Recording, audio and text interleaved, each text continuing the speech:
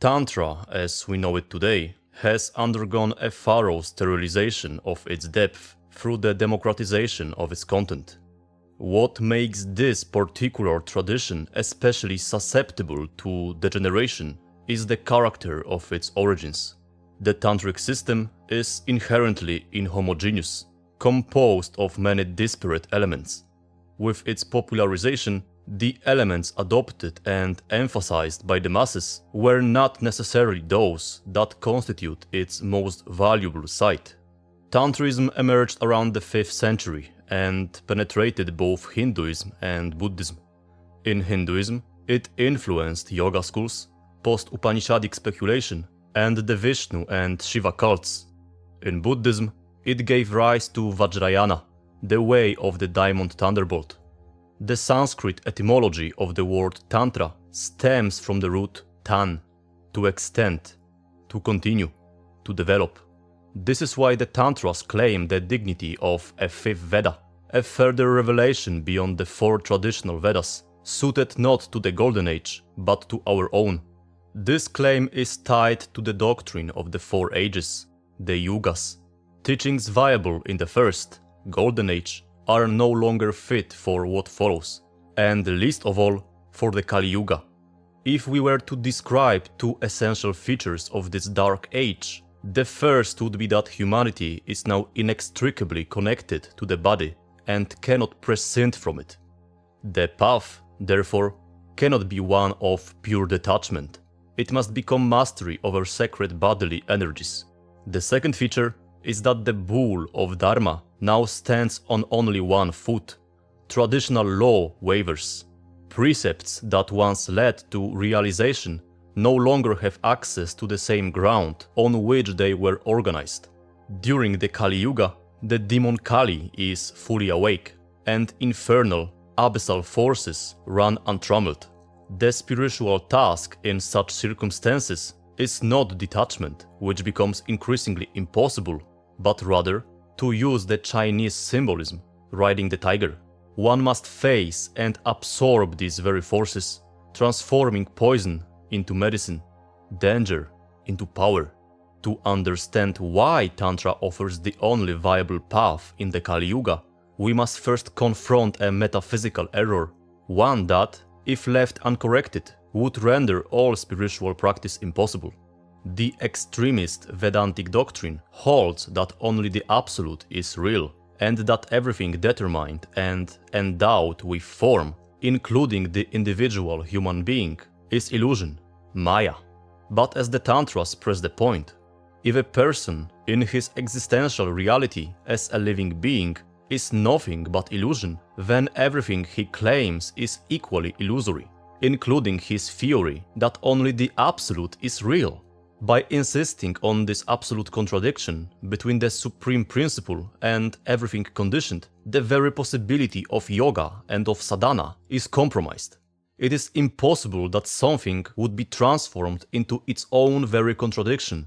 Or, more bluntly, we are mind and body. If mind and body are false, how can one hope to achieve through them that which is true? The Vedantic doctrine of Maya denies the individual the very possibility of elevating himself toward the principle, because such a possibility presupposes no hiatus between the two, but rather a certain continuity. It is precisely to establish the necessary premises of yoga and to prevent contemplative escapism that Tantrism formulated a doctrine of the active Brahman, no less metaphysical than Vedantas, but fundamentally different in orientation. Tantrism accomplished this by introducing the notion of Shakti. Although Tantrism is not identical with Shaktism, the figure of Shakti plays a substantial role in it. The origins of the cult of Shakti, the Divine Mother, are pre-Aryan, stretching back to autochthonous Dravidian spirituality, analogous to the pre-Hellenic Mediterranean cults. Demeter Melina, Cybele, Diana of Ephesus, and the Black Madonnas.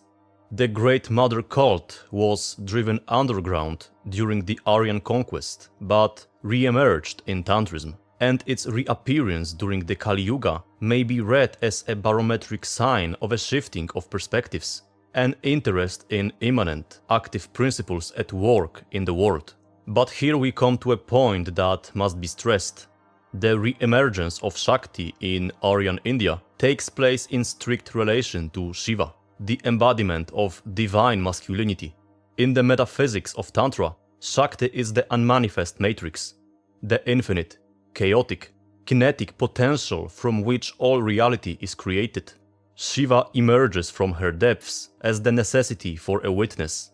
As Shakti begins to vibrate to manifest the cosmos, Shiva awakens from the unmanifest void as pure, unconditioned awareness. He transforms Shakti from a binding force of samsaric entrapment into the very vehicle of liberation.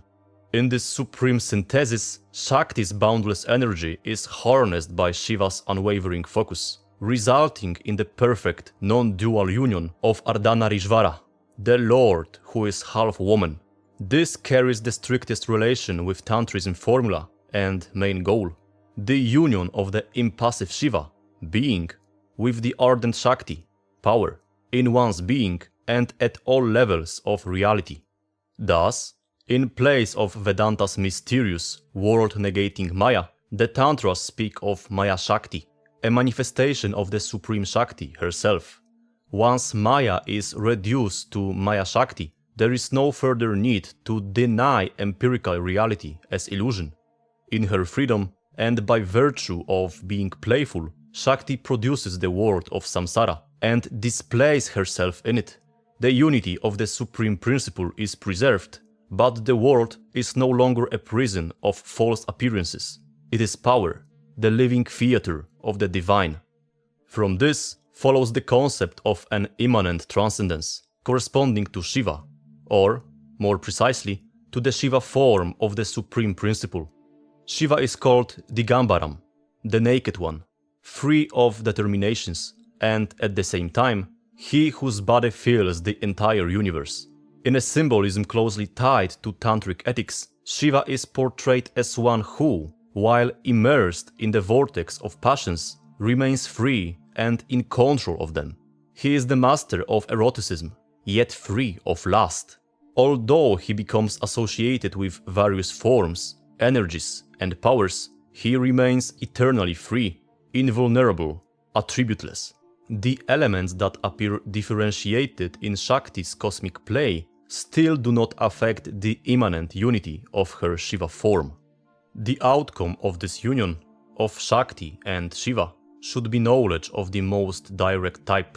The Vedas, considered the foundation of the entire Orthodox Hindu tradition, take their name from the root vid, meaning both to see and to know, an eminent, direct form of knowledge assimilated by analogy to the act of seeing.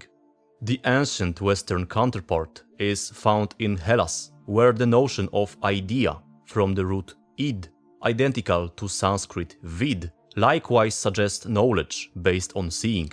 The Tantras affirm that mere theoretical exposition in this regard has no value. What matters is the practical method of self-fulfillment, sadhana shastra. The root sad, present in the word sadhana, means exerting willpower, effort, training toward a result. It is not enough to believe in the identity of soul and God. To truly comprehend it, one must be transformed by action. One cannot truly know a God without becoming that God. Tantra, therefore, renounces religious dualism in favor of experimentalism. This type of direct knowledge cannot be realized through modern science, nor through modern philosophy. The positive sciences gather and organize data provided by sensory experience, and only after making a certain choice among them, excluding those of a qualitative character, and relying essentially on what is susceptible to measurement and computation, do they inductively arrive at abstract, conceptual laws. To these laws, however, there no longer corresponds any intuition, any unmediated perception, any intrinsic evidence. Their truth is indirect and conditioned. As for philosophy in the modern world, one finds only abstractions and mere conceptual speculation, broken down into a discordant multiplicity of systems espoused by individual thinkers. The world of philosophy is eminently unrealistic. The choice seems to be between two alternatives: either direct, concrete knowledge dependent on the senses, or knowledge presumed to transcend the phenomenon world of appearances, but which remains abstract, cerebral, and merely conceptual. The ideal of seeing, a direct form of knowledge verging on the heart of reality, having a noetic, objective character, has been set aside. The bottom line is this: there is no such thing as a world of phenomena, and, behind it, an impenetrable true reality. There is only one given reality, which is multidimensional. There is also a hierarchy of possible forms of human and superhuman experiences, in relation to which these various dimensions are progressively disclosed, until one perceives the essential reality directly. The common person, especially one living in the Kali Yuga, enjoys knowledge that pertains only to the physical and sensory plane. The tantric yogi goes beyond it, in the context of what may be called an integral and transcendental experimentalism. Now, a prevalent alibi of modern science is the claim to power, and this argument deserves to be considered directly, since Shakti, as power, plays a central role in Tantrism. Modern science offers proof of its validity through the positive results it achieves, particularly by placing at man's disposal a power that, so it is claimed, has no precedent in previous civilizations. But we are dealing here with a fundamental misconception of the term power. No distinction is made between a relative, external, inorganic, conditioned power and true power. All the opportunities offered by science and technology belong exclusively to the first type. True power bends, changes, suspends the laws of nature. It is not added on from outside. It requires personal transformation. The condition for such power and for real knowledge lies in the removal of the human condition. As is the case with initiation in a general sense, the human condition is not accepted as one's final destiny. It is intolerable to be merely mortal. The axiom of tantric sadhana corresponds to Nietzsche's saying, "Man is something that must be overcome," only taken more seriously than Nietzsche himself ever did. There is a deep hiatus separating the traditional world from the modern. The knowledge and powers pursued by modernity are democratic, available to anyone endowed with the ability to acquire, through educational institutions, the knowledge of the natural sciences. This democracy has been the leading principle in the systematic organization of modern science and technology. But the real differentiation of beings is the condition for an inalienable knowledge and power, one that cannot be transferred to others. Such knowledge is exclusive and esoteric, not artificially, but by virtue of its very nature. The perfect liminal degree is that in which being is identified with knowing, in which the opposition between subject and object, between I and not I, is finally dissolved. Before proceeding further, we must address a profound and pervasive misconception among Westerners regarding the nature of the Dark Age. Many conflate the goddess Kali with the incarnate evil of the Kali Yuga itself, because of her fierce iconography, the garland of skulls, the protruding tongue, standing upon the chest of Lord Shiva. She is taken for the personification of degenerative chaos. This is a critical, theological error. The Kali, from whom the Kali Yuga draws its name, is not the goddess, but a male demon, Kali Asura. This demon is the presiding entity of the age, the very personification of adharma, unrighteousness, spiritual degradation, greed, strife, and illusion. He is the source of the corruption that defines this epoch. The goddess Kali is something else entirely. She appears black and naked, wearing only a necklace of severed heads. Under this aspect, the goddess is Shiva's Shakti, his power of active transcendence. The color black represents transcendence over every manifested and visible thing. According to a well-established etymology, Her name is Kali because she devours time, becoming, and progress, the very law of samsaric existence. Her nakedness symbolizes her freedom from all forms. The 50 heads around her neck, which popular mythology attributes to slain demons, correspond to the 50 letters of the Sanskrit alphabet, which in turn symbolize the various cosmic powers presiding over manifestation. Therefore, if the role of Maya Shakti's power in the Tantras is one of negation, Kali's role, in the aspect so far considered, may be said to be a negation of the negation. Here we begin to witness the self-destructive and self-transcending orientation of a power that plays a considerable role in Tantrism, especially in the context of left-hand practices. To destroy and to transcend should be understood as going beyond manifested and conditioned forms and getting rid of the habit of identifying oneself with external forms, whether human or cosmic. The destruction considered here concerns the elements of desire and of enslaving fascination with the self. It is crucial to make an initial distinction between the popular versions of Tantrism, which should be considered the survival or revival of cults found in the pre-Aryan substratum, and the higher forms typical of initiatory and yogic practices. What concerns us is obviously the latter. A well-accepted principle holds that different spiritual paths correspond to different types of human beings.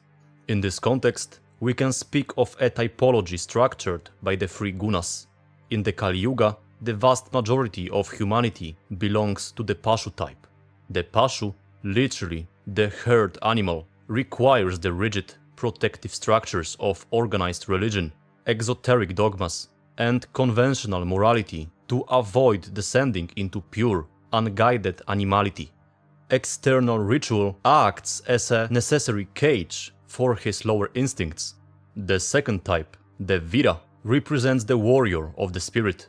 Because he possesses an excess of vital energy, Rajas, he cannot be contained by ordinary morality. He requires the shock of transgression, intense ascetic disciplines, and the dangerous integration of primal forces in order to conquer the lower self, awaken the inner Shakti, and forge a solar immortality. For the hero, the world is not a place of passive devotion, but a battlefield for spiritual realization. The third type, the Divya, stands above the entire framework. Having integrated the active realization of the hero, he transcends it into the absolute, unconditioned freedom that is the ultimate goal of the path. For the Divya, there is no longer a path to walk, no rituals to perform, no laws to break or obey, because he has already arrived at the absolute center. Building further upon this hierarchy, the highest echelon of the active initiatory path is occupied by the Kaula, the true Siddha Vira.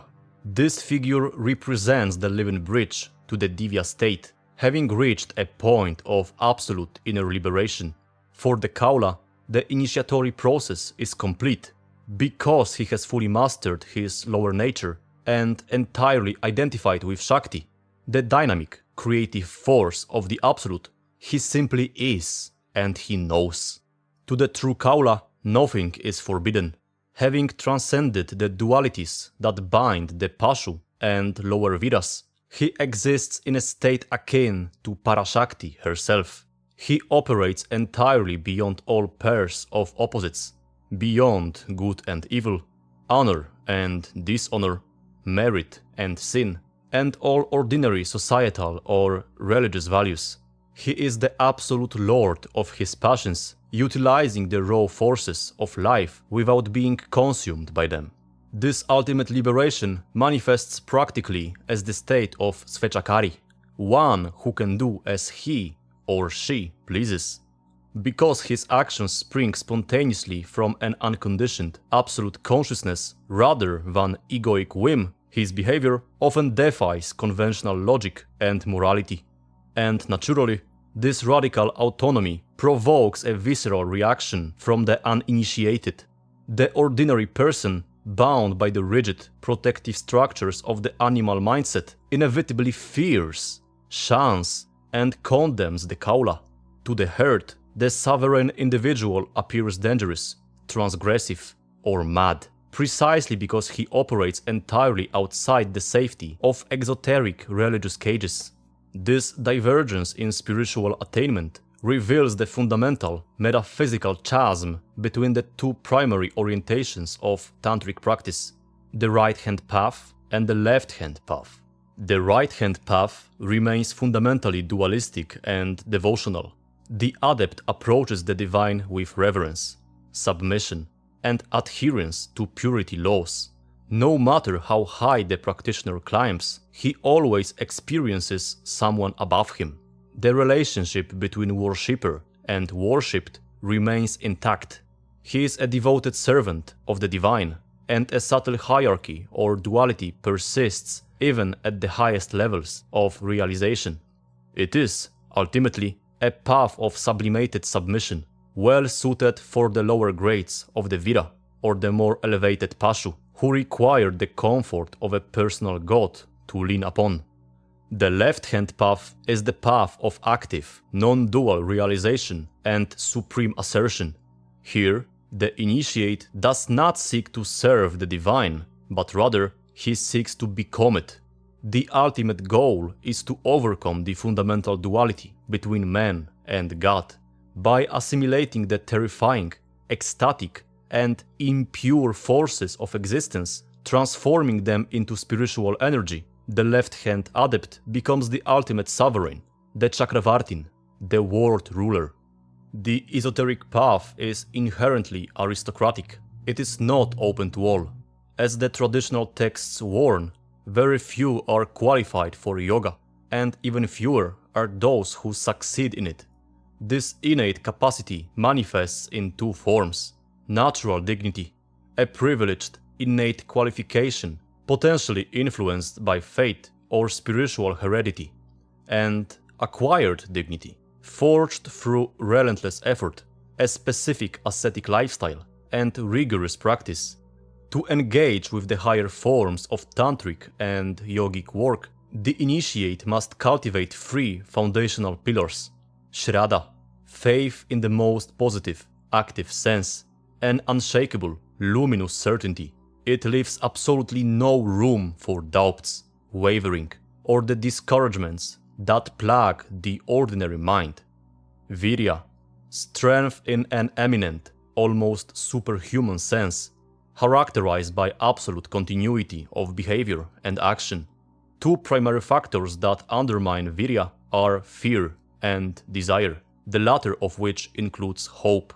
In Buddhism, virya is recognized as a force not belonging to the samsaric plane, empowering the adept to go counter-current against the flow of worldly existence.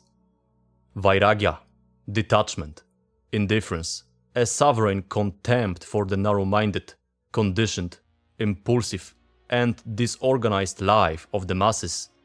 In the economy of the spirit, every craving is born from a state of deprivation. The one who craves becomes inherently dependent on the object of his desire, rendered passive and vulnerable to its appeal. But when one truly renounces, when one neither craves nor seeks, the polarity between subject and object is inverted. The object is now magnetically attracted to the subject, as if the practitioner has become a stable, impassive, sovereign principle possessing a magically attractive power. Each act of genuine renunciation issued from a profound inner disposition, rather than mere external suppression, puts immense power at one's disposal. The occult, spiritual force derived from this renunciation is known as ojas. This leads to the profound tantric notion of boga, enjoyment without bondage. The one who has truly renounced can enjoy the world without being bound by it. As the text states, a Shakti does not offer herself to those who yearn for her, but rather comes of her own will to those who embody her spouse Shiva's calm and stable nature. When profound inner calm and a natural, regal impassibility are combined with virya, the practitioner develops a cold, magical quality. Positive renunciation strengthens it by systematically removing and destroying the ordinary human condition, characterized by endless, feverish desire. Through this alchemical process, the raw energy of desire is transmuted into the indestructible occult force of the sovereign. As we already mentioned, this is not a path of withdrawn speculation, but of embodied action. It consists of a rich array of practices through which the prepared yogi engages in inner alchemy. One of them is the nocturnal sun practice, a highly specific method for extending waking consciousness into the subtle body during sleep. Before falling asleep, the practitioner visualizes a sun rising to its zenith, identifying entirely with this light and the concept of liberation. He falls asleep immediately after. Upon waking, he visualizes the sun descending from the zenith to its setting. The light fades externally, but persists internally during the waking state. The purpose is to generate a sense of inner light, entirely opposite to natural physical light, thereby enhancing the subtle perception of the body and life force. The heavy tamasic element of sleep is substituted by the tejasic element. Tejas meaning radiating solar energy. In the later phases, the sensation of light turns to warmth. Eventually, even the warmth dissipates, leaving behind a cold brilliance, a bare, solar, absolute realization of I am. Moving beyond such classical frameworks, we encounter practices of a far more radical and transgressive nature, designed to violently sever the deepest roots of the human condition. A prime example is the Tibetan Buddhist practice of Chod, which literally translates to cutting off or cutting through. The explicit aim is to sever the bond of the karmic body, the heavy, conditioned, mortal vehicle that tethers consciousness to the cycle of samsara. Unlike serene, ascetic meditations suited for lower grades of practitioners, Chod operates as a fierce form of ceremonial magic that deliberately invokes dark, terrifying, demonic factors, because it requires the practitioner to face the most grotesque and fearsome manifestations of the subconscious and the elemental world. It demands absolutely indomitable courage. It is a path strictly reserved for the Vira. The core mechanism involves a radical magical sacrifice. The practitioner intentionally evokes terrifying elemental forces, demons and dakinis, visualizing them as guests at a macabre feast. He then offers his own physical and samsaric body to be hacked apart and devoured. By willingly allowing the samsaric I, the egoic, conditioned identity, to be consumed, the karmic debt is paid in a single, violent stroke, and the deep-seated conditioning of the mortal coil is overcome. This terrifying sacrifice leads to a profound metaphysical realization. Once the karmic body is devoured and the illusion of the ego destroyed, the practitioner is left with the direct knowledge of the void, shunyata. He realizes the ultimate paradox of the sacrifice. There was never anything substantial to abandon, and there is nobody to give things back to, because nothing really exists as an objective other. The dualistic framework of giver, gift, and receiver collapses into absolute non-duality. The text explicitly warns of a triple danger, awaiting those who attempt truth without the requisite purification and sovereign detachment. Severe physical illness, psychological derangement, or actual death. It is the ultimate crucible where the practitioner must either achieve absolute liberation or be destroyed by the very forces he has invoked. When a practitioner successfully navigates such radical practices and all karmic bonds are finally cut, he does not immediately enter a state of effortless bliss. Instead, he arrives at what is known as the critical level. At this juncture, the initiate is practically deprived of all ordinary, everyday motivations. The desires, fears, ambitions, and social drives that normally propel human beings through life have been eradicated. The ordinary mind becomes paralyzed and finds itself entirely without support in the phenomenal world. The ego, stripped of its attachments, faces a terrifying existential void. This is the crucial make or break level of the spiritual path. It cannot be overcome by external faith, religious dogma, or the comforting presence of a guru. It can only be conquered by sheer, self-determined inner strength, virya, and the realization of the pure principle of the virgin. In the esoteric context, the virgin does not refer to mere physical chastity. It refers to an absolute, unconditioned spiritual state, the unmanifest, untouched center of being. It represents absolute control over Maya Shakti, the centrifugal, outward-flowing energy of desire, generation, and samsara that ordinarily pulls consciousness down into the material world. By mastering this centrifugal force, the practitioner remains impassible and self-contained. To illustrate the state of the initiate who has crossed this critical level, we can look to the Bhagavad Gita. Krishna reveals that although all of creation is already complete within him and he lacks nothing, he still continues to act. He acts not out of necessity, karmic compulsion, or personal desire, but by perfectly dominating his own nature, Prakriti. He orchestrates the play of the cosmos from a place of absolute, unconditioned freedom.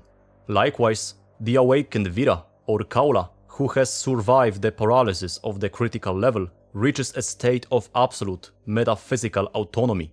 He becomes sui securus, certain about himself, secure in himself. Having integrated the void and mastered the centrifugal forces of Maya, the sovereign no longer relies on the world for validation, support, or motivation. He acts with detached, regal spontaneity, entirely certain of his metaphysical invulnerability. He has not merely escaped the human condition, he has conquered it, standing as an immovable, sovereign pillar amidst the flux of samsara. In the traditional, initiatory worldview, the universe is not a collection of dead matter governed by blind mechanical laws.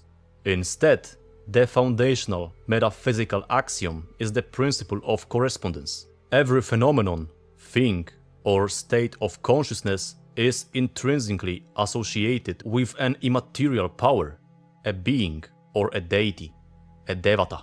And it is crucial to understand that not only do these phenomena correspond to these powers, but they are these very powers. The ultimate goal of the esoteric practitioner is the retrieval of this primordial living perception of the world, a magical symbolic perception that is qualitatively and ontologically different from the dead, naturalistic environment perceived by contemporary humanity. In the course of history, Maya's veil has become increasingly thicker. The hiatus between I and not I has widened considerably. The actualization of these powers requires complex, highly technical procedures, often described in Vajrayana schools as the creation of the gods. This is not a metaphorical exercise in subjective daydreaming, but a rigorous, magical operation. The process typically begins with a material image, a painting or a statue, which undergoes pranic animation. Through specific rites, the real presence of the deity is drawn into the image, transforming it into a living focal point of divine energy. At the conclusion of the rite, the evoked force is ritually dismissed, returning to its unmanifest source. The essential instrument for this operation is Vajrachitta, the unchangeable, diamond-like mind. It is this concentrated, immovable will that gradually feeds the fire of imagination, understood here not as mere fantasy, but as the active, creative, magical faculty capable of shaping subtle reality. This magical operation unfolds in two distinct phases. The creative phase. The adept evokes a devata or Shakti, successfully actualizing its real presence within a material or mental image. This establishes the bridge between the human and the divine. The practical phase. The true goal is not merely to worship an external entity, but the direct experience and assimilation of its power. The adept uses this evoked presence as a lever for overcoming the world of external phenomena and mastering the elemental forces within himself. The culminating phase of the entire Tantric and Vajrayana path is identification.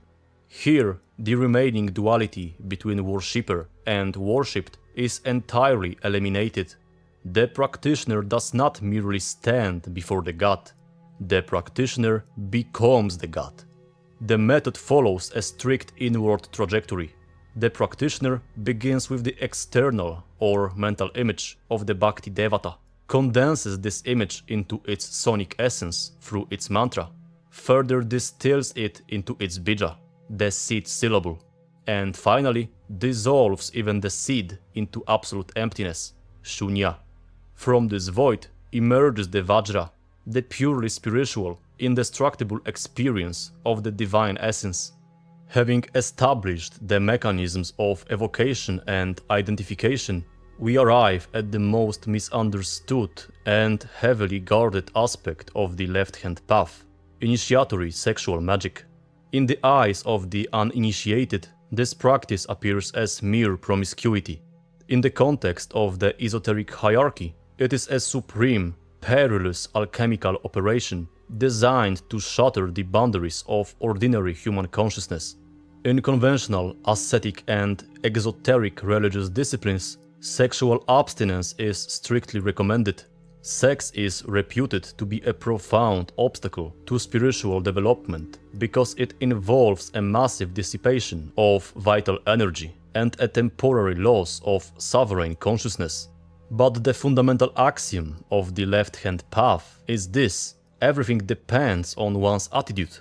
The goal is not to flee from the negative, but to transform it into the positive.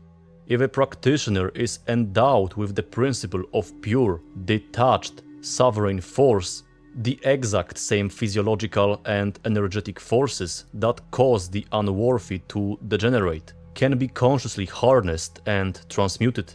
In the esoteric anatomy of this union, the physical bodies of the man and woman are merely the gross vehicles for profound metaphysical principles. The woman embodies prajna, illuminating knowledge, while the man embodies upaya, operating power. In the dynamic of their physical union, the woman assumes an almost maternal, generative role, providing the vital excitement and ecstasy necessary to vivify and awaken the man's I principle. Yet, paradoxically, she is also the woman with whom the man commits a metaphysical incest. This occurs in the context of a union in which the moment of the Vajra's birth and awakening coincides with the moment of the Shakti's penetration and absorption. It symbolizes the return to the absolute, unmanifest source. This mirrors the Hermetic alchemical paradox. The lunar female principle initially prevails over the solar male, absorbing him and making him disappear into her matrix. Eventually, however, the male principle asserts itself, mounts the woman, and reduces her to his own spiritual nature. As the alchemical maxim states, the mother generates the son, and the son generates, in turn, the mother. The absolute key to this entire operation, the mechanism that separates initiatory magic from mere animal copulation, is Bindudarana, the strict inhibition and retention of semen. Through this practice, the orgasm is entirely separated from its normal physiological conditions.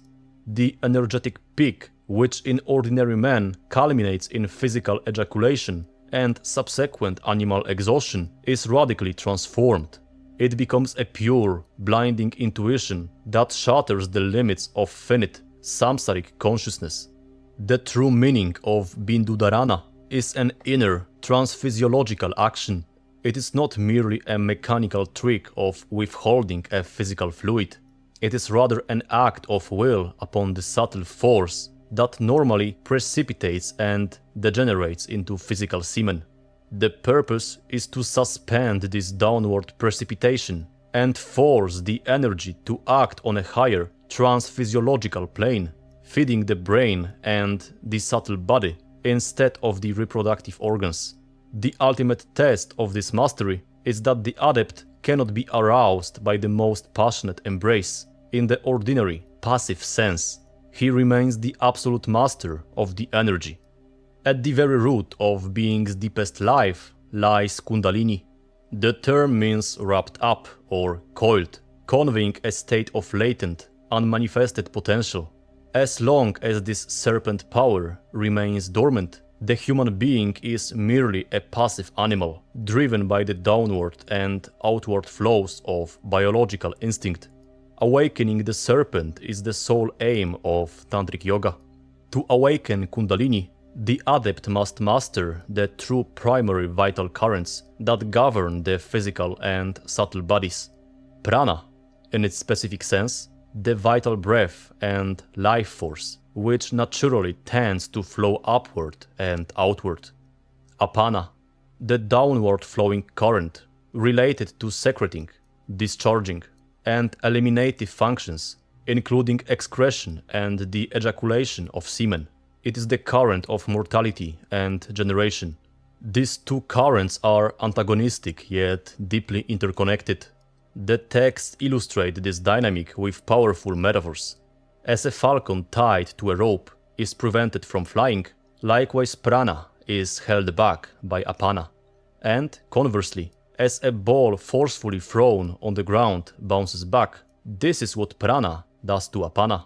This constant, oscillating friction between the upward and downward currents is the physiological root of existential restlessness. The tradition describes ordinary breathing as riding the hamsa bird. The syllables ham, exhaling, and sa, inhaling, represent the volatile, unstable, automatic rhythm of biological life. The bird symbolizes the flighty, elusive, outward-flowing nature of the vital principle, which constantly scatters human consciousness into the external world.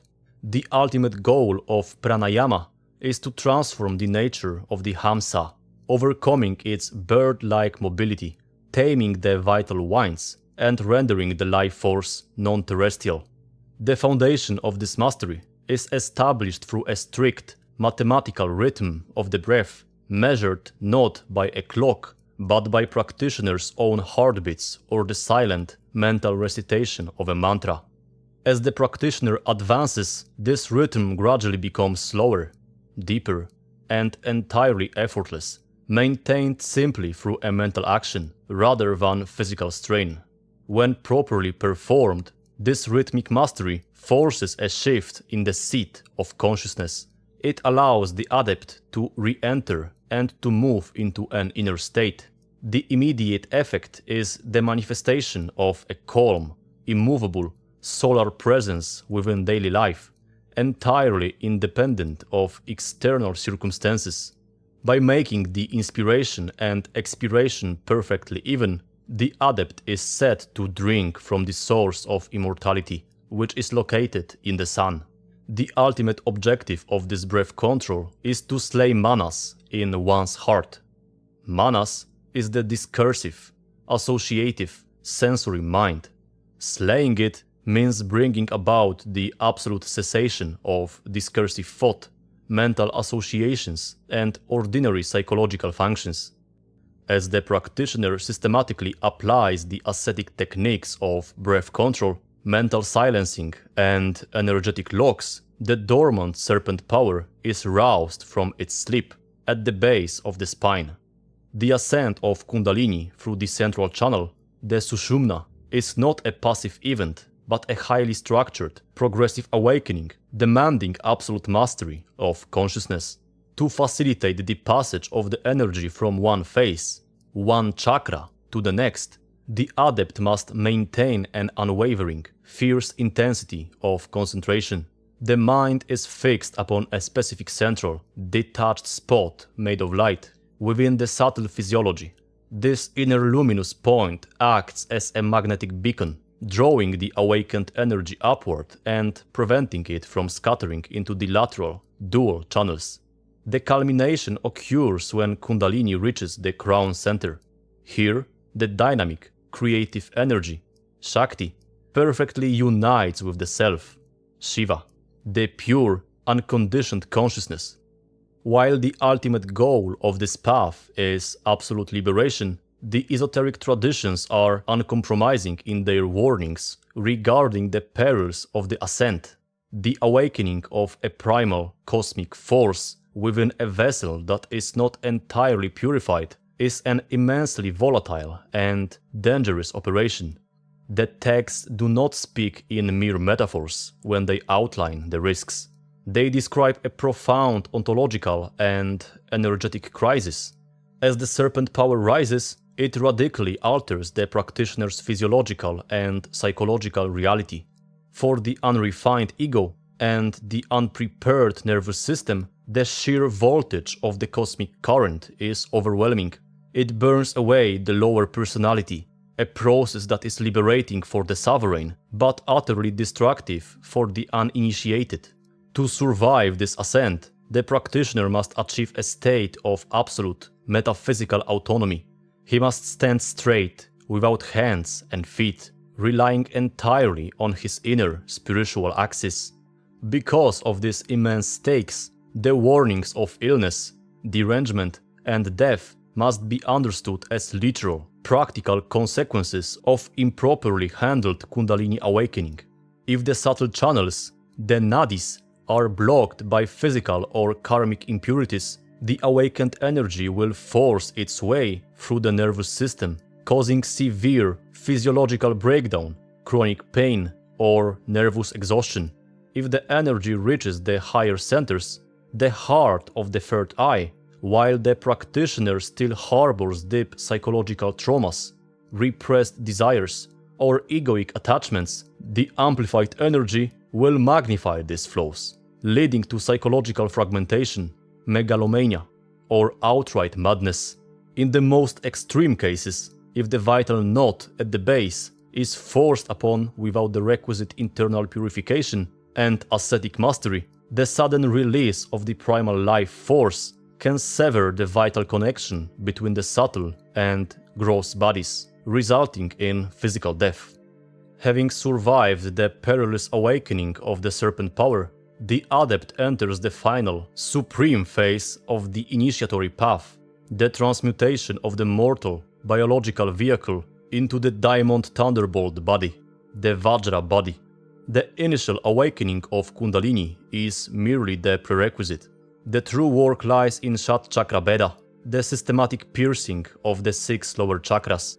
Once awakened, the energy must be consciously and forcefully led upward through the central channel. This process is described as the opening or blossoming of the chakras, symbolized as lotus flowers. As each center is pierced, the profane descending path of biological generation and animal instinct is inverted and transformed into a regal, ascending path of spiritual generation. During this ascent, the temporal condition is entirely suspended.